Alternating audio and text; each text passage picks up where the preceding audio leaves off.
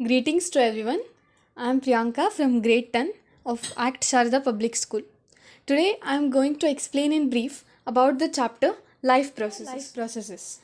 Life processes are those processes which an organism performs to maintain its life. So there are mainly four types of life processes. They are nutrition, respiration, transportation and excretion. Now let us learn in detail about all these life processes. So nutrition.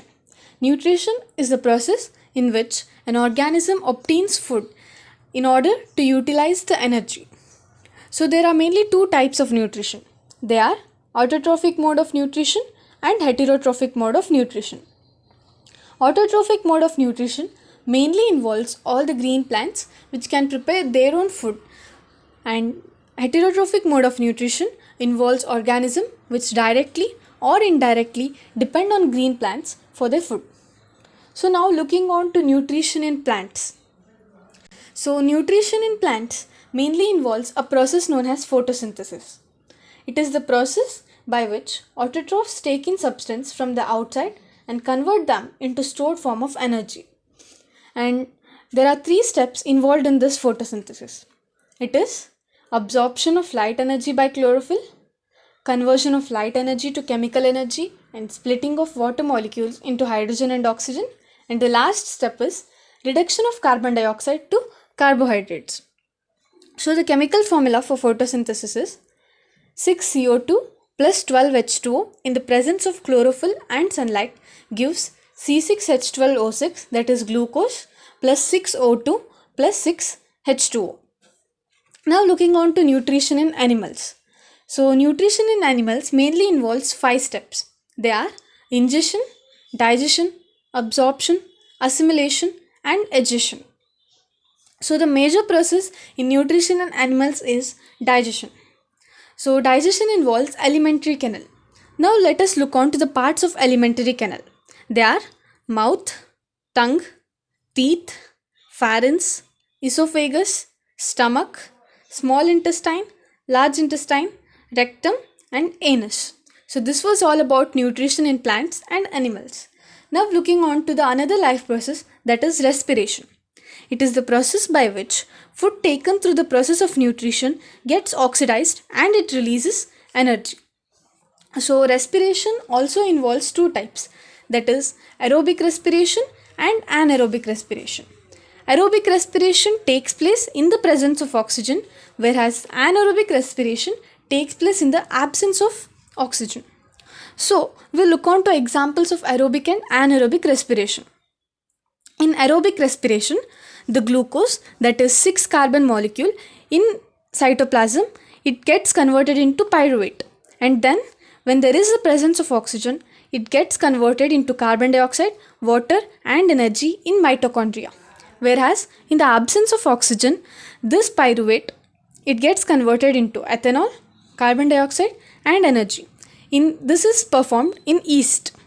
And then when there is lack of oxygen in our own muscle cells, then the pyruvate, it gets converted into lactic acid and energy. Now let us look on to the parts of respiratory system. The parts of respiratory system are nose, nasal passage, pharynx, larynx, trachea, bronchi, lungs and alveoli. So this was about respiration in animals. So respiration in plants mainly involves stomata, that is it has tiny pores through which it respires. Now moving on to the next life process, that is transportation. So transportation of useful substance to different parts of the body is known as transportation. So the main components in transportation are blood and the heart. So blood and heart are the two main components which play a major role in transportation of useful substance to different parts of our body. So looking on, how does heart help in the transportation? So as we all know, heart is a muscular organ which is as big as our fist. So in human body, since there is oxygen and carbon dioxide present, human heart has 4 chambers, so that our oxygen rich blood and carbon dioxide rich blood cannot mix with each other. So first of all, our oxygen rich blood, it moves to the left atrium through pulmonary vein, and it is the only vein which carries oxygenated blood. So from the left atrium through the valve called as bicuspid valve, it moves to left ventricle, and from the left ventricle it passes to all the parts of the body through aorta, and after that it reaches the right atrium, and from right atrium it moves to left atrium uh, through a valve called as tricuspid valve, and from there again this deoxygenated blood reaches to the lungs, and so this process continues. In this way blood helps in transportation of useful substances. So now looking on to transportation in plants. So transportation in plants involves two components, that is xylem and phloem. Xylem helps in the transportation of water, whereas phloem helps in the transportation of prepared food.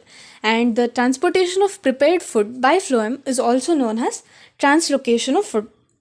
Now looking on to the last life process, that is excretion. Excretion is a biological process by which an organism removes metabolic wastes. That is, all the waste substances present in our body are removed through the process called as excretion. So there is usually a confusion between excretion and digestion. Excretion, it is removal of toxic substances, whereas egestion involves removal of undigested food. So now looking on to the parts of excretory system. The parts of excretory system are kidney, ureters, urinary bladder and urethra. So sometimes we have also heard that there will be kidney failure in some of the people. So how will these people get rid of the waste substances present in them? So there is a process called as artificial kidney or hemodialysis. So through this process, people get rid of the toxic substances present in the body. So as we all know that kidneys are vital organs for survival. So when there are kidney failure cases, so that time artificial kidney or hemodialysis is used. In this process, artificial kidneys or the process of hemodialysis involves a number of tubes with semi-permeable lining which are suspended in a tank which is filled with dialyzing fluid. So this fluid has the same osmotic pressure as blood, and then the patient's blood is passed through these tubes. During this passage, the waste products from the blood pass into dialyzing fluid by diffusion. The purified blood is pumped back into patient. So this is similar to the function of the kidney. So this is how a patient can get rid of the toxic substances even when there is a failure in his or her kidney. So this was about the lesson life processes. Thank you for watching. Good morning everyone. I am Sushil from grade 10, here to revise the chapter life processes. So first we will see about nutrition. Nutrition is process of providing or obtaining the food necessary for health and growth. And major organs are mouth, esophagus, stomach, large intestine, small intestine, rectum and anus. So we can see image of nutrition in amoeba, and various steps involved in nutrition in amoeba are as follows: ingestion, digestion, absorption, assimilation and egestion. Now we'll move on to our next topic, that is respiration. What is respiration? Respiration is process by which food is burnt in the cells or body with the help of oxygen to release energy. And two types of respirations are aerobic respirations, which takes place in the presence of oxygen, and anaerobic respiration, which takes place in the absence of oxygen. So respiration in humans, major organs are nostrils, nasal cavity, pharynx, larynx, tracheae, bronchi, bronchioles, lungs and diaphragm.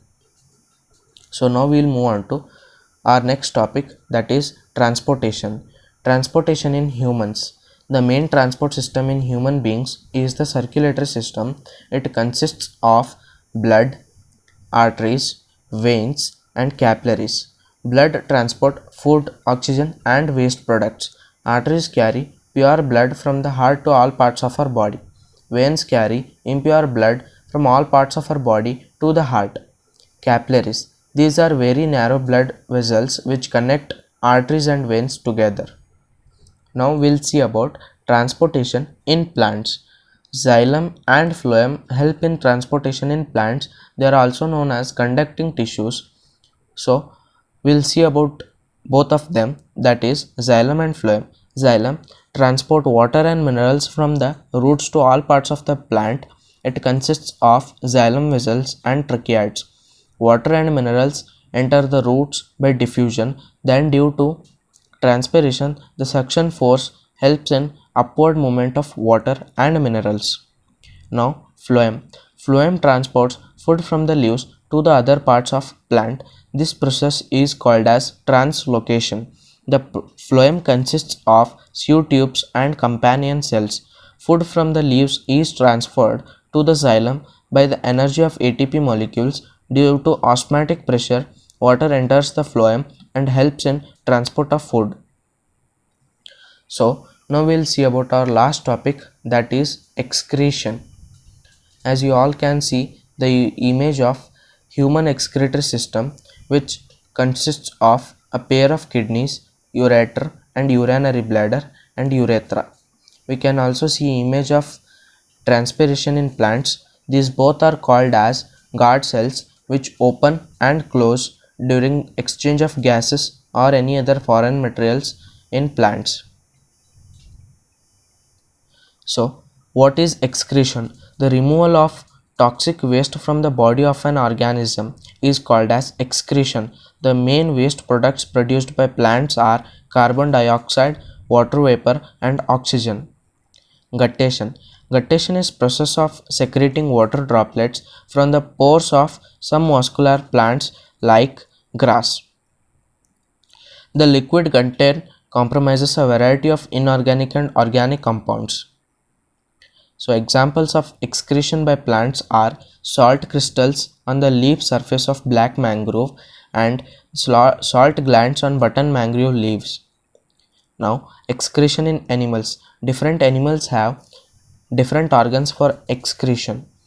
Earthworms have tubular structures called nephridia as excretory organs. In addition to nephridia, moist skin also acts as an excretory organ. The excretory organs in human beings is kidney, which consists of microscopic thin tubules called as nephrons. As you can see image of nephron here, it mainly consists of Bowman's capsule, glomerulus, tubule, arteries and veins. Now excretion in humans. The major waste produced by human body are carbon dioxide and urea. Carbon dioxide is produced as a waste by oxidation of food during the process of respiration. Urea is produced as a waste by the decomposition of unused proteins in the liver. Now we'll see about dialysis or hemodialysis. The procedure used for cleaning blood of a person by separating the waste substance like urea is called dialysis. The blood of a person having kidney failure can be cleaned regularly using a kidney machine or dialyzing machine. Procedure. The blood from the artery in the patient's arm is made to flow into the dialyzer of a dialyzing machine made of long tubes of selectively permeable membrane like cellulose, which are coiled in a tank containing dialysing solution. The dialysing solution contains water, glucose and salts in similar concentration to those in normal blood. As the patient's blood pass through the dialysing solution, most of the waste like urea present in it pass through selectively permeable membrane, and the cleaned blood is pumped back into a vein of patient's arm. So we'll see our last topic of this chapter, that is photosynthesis in plants. As you all can see image of photosynthesis in plants here, which make use of sunlight, carbon dioxide, water and gives us oxygen and sugar or food. So the three main steps involved in the process of photosynthesis in plants are absorption of light energy by chlorophyll, conversion of light energy into chemical energy, and splitting of water molecule into hydrogen and oxygen by light, reduction of carbon dioxide by hydrogen to form carbohydrates like glucose by utilizing chemical energy. So I hope you understood about this mind map on life processes chapter. Thank you for watching.